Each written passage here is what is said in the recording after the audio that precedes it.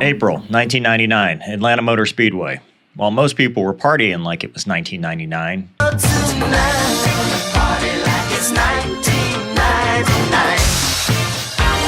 I had set my sights on becoming a race car driver.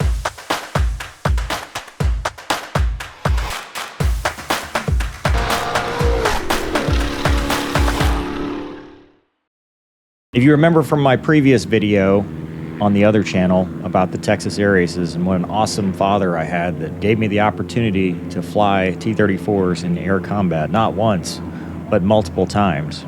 After getting sick the first time, I had overcome it and was determined to become a fighter pilot and was even looking at an appointment to the Air Force Academy. However, shortly after this, I had an unfortunate appointment with an optometrist that told me I would never fly in the military, commercial airliners, or anything professionally, and I would be lucky to fly as a civilian because of excessive astigmatism. So, with a potential Air Force Academy appointment in the works, I gave up the dream. I let them tell me no. And instead, I set my sights on racing. I decided I wanted to be a NASCAR driver. We'd gone to a handful of races, the first being Talladega in the early 90s was my first NASCAR experience. I got a really bad sunburn, and we didn't stay for the whole race. After my mom died in 1995, my dad bought a motorhome because of my special needs brother. He thought that was the best way for us to travel. So in 1998, we went up to Colorado to watch the newly formed Truck Series race at Pikes Peak, along with the K&N West Series. It was a good time, and every time I watched a NASCAR event, I wanted to be in a race car. So after realizing I couldn't be a fighter pilot, I wanted to race. There weren't a whole lot of tracks in Louisiana, and I couldn't convince my dad to buy or build a race car. So I did what any other kid would do in the country. I set up a racetrack in our pasture and made laps on my four-wheeler constantly, nonstop, all the time, just around and around practicing racing. So every now and then my neighbor with his four-wheeler would race me, but for the most part, I was doing solo laps. I even took my dad's truck out there one time, which he actually approved. He just had to wash it off and it was fine. So in 1999, I turned 16 and I was actually old enough to do a racing school. And I thought this was going to be my big break. Speed Tech Auto Racing School, run by Randy Baker, had a class in April at the famed Atlanta Motor Speedway. Day one, I was ready to go. We did the driver's meeting and then rode along with an instructor, and then we swapped seats and the instructor rode with us to show us the racing line.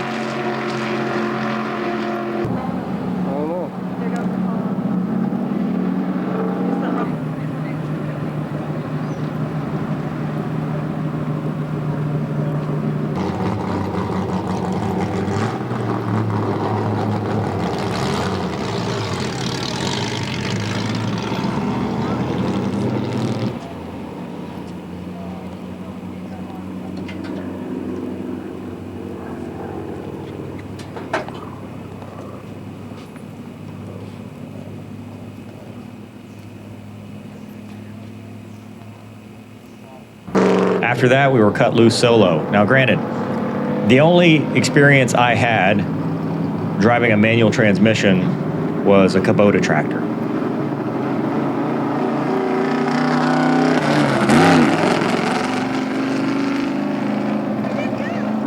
Which is not quite the same. So I wasn't really great with shifting. But once you get going in gear, it's no big deal.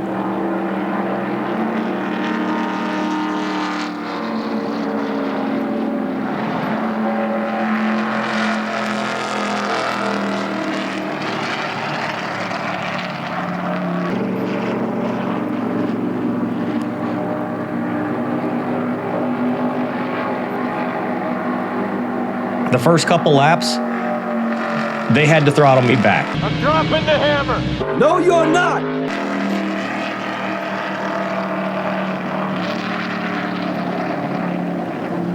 In fact, they black flagged me and told me to come in because I was basically flooring it on the straightaways and then idling around the turn, because my other racing experience was NASCAR Racing 2 around Atlanta Motor Speedway with the Cup cars. And I didn't have a wheel. All I had was a yoke that I used for Flight Simulator and a set of rudder pedals.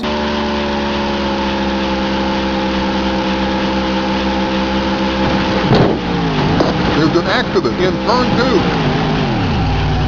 2. There's an accident in turn 2. That was my only experience with Atlanta Motor Speedway, and I did what I thought was right. They brought me in and said, hey, look, we're in a crawl, walk, run kind of deal. So we don't want you flooring it and then letting off. We can hear you. We didn't have radios in the cars at the time. It was all flags and hand signals and stuff like that. So they said, hey, look, bring it up to 4,500 RPM and just keep it there the whole way around the track. Get used to the racing line. So I did, and slowed down significantly. But one of the stories they told me was that Jeff Gordon had been at the Buddy Baker school. And one of the things that impressed them the most about him was that he was super conservative, starting off slowly and then building his way up. And that was one of the things that I took with me, was that you don't have to necessarily go all out at first and be super aggressive. You can throttle back and take your time to get up to speed.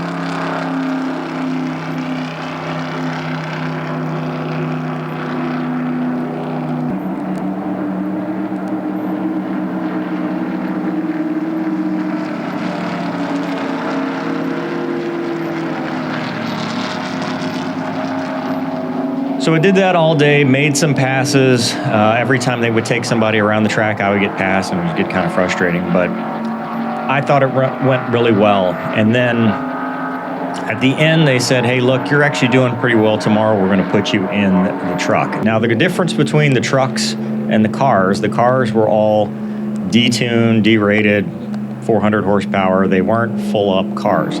The truck, on the other hand, the Craftsman Truck Series was a very new series at the time, and the truck was actually a no-kidding Craftsman Truck Series truck. And they didn't let everybody do it, or at least that's what they told me. So the next day when they put me in the truck, I was pretty honored. So I took their advice and started out very slowly. And as I came back, there was I don't remember if it was a oil temperature or a water temperature issue, maybe either not coming up to temp or getting too hot, but I had to come back into the pits. And they were really impressed with that. They were like, oh, hey, he's actually looking at his gauges, 16 years old. He's actually paying attention to what we're telling him.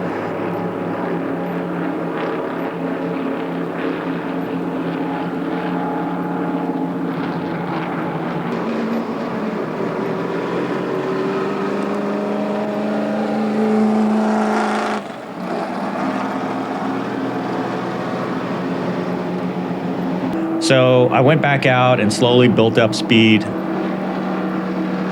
Got really comfortable, really loved driving it a lot more than the car.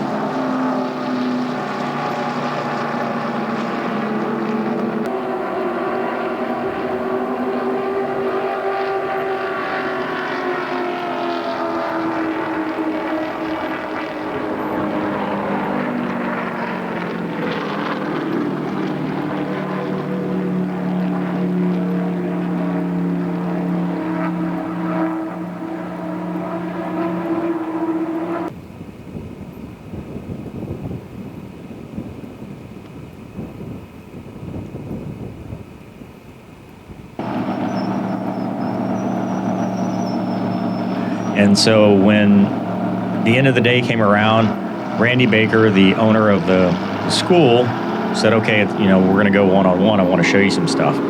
And it was awesome. I just had such a great time.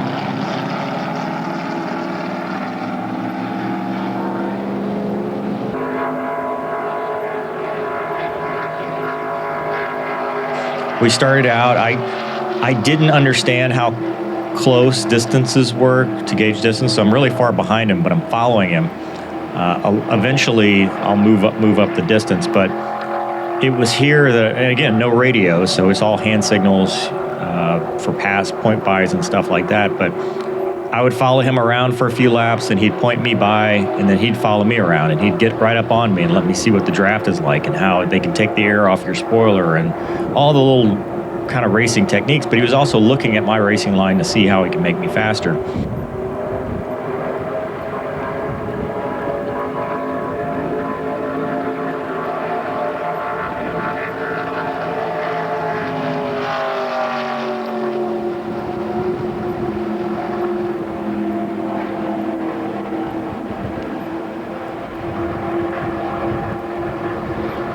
Yeah.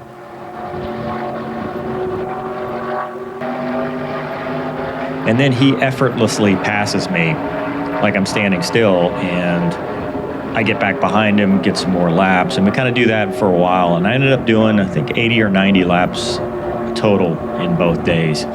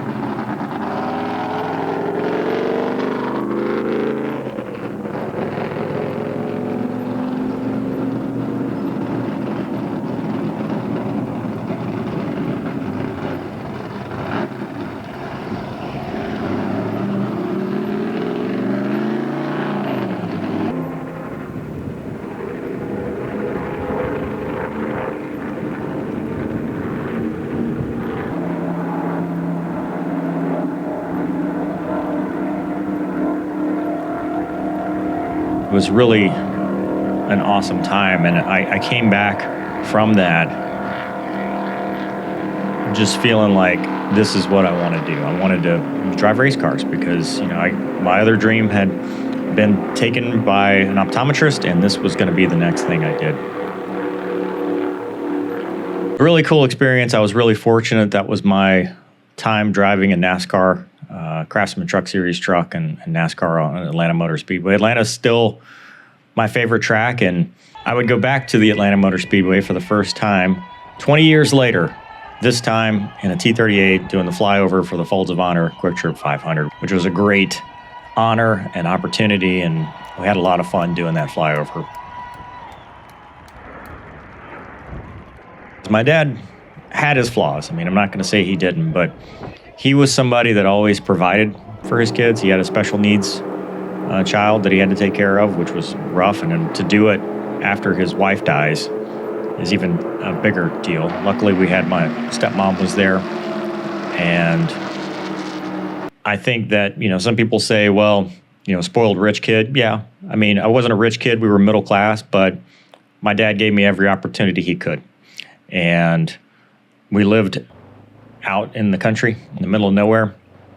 Living expenses were low. My dad had a good job as a nursing home administrator, and my mom had died with also a good job. She was the CFO of a hospital. So he gave me the opportunities that he could, and I don't think he thought twice about it. I think he thought that, you know, it was a great thing for us, and I cherish those memories still today. I think I was very fortunate to have such an opportunity. I mean, obviously, it didn't turn into a racing career, but it certainly gave me confidence. Now, driving home, I was still the awkward 16-year-old that was pining over a girl that had no interest in me and didn't even know I existed while listening to Edwin McCain. The strands in your eyes, the color them wonderful. But still, with my later career in flying fighters and spatial awareness and being able to pilot vehicles, whether they're fighters or cars or whatever, it just set me up for success. And I was very fortunate that he did that for me. And I was very grateful. Later on, as a kid, I was horribly arrogant and not very grateful, but eventually I understood. And it was unfortunate that I lost my dad at such a young age. He was 65, but I didn't realize how awesome he was until he was gone, and that really sucked. But anyway, that's my time at Atlanta Motor Speedway. Hope you guys enjoyed this video. Thanks for watching. See you next time.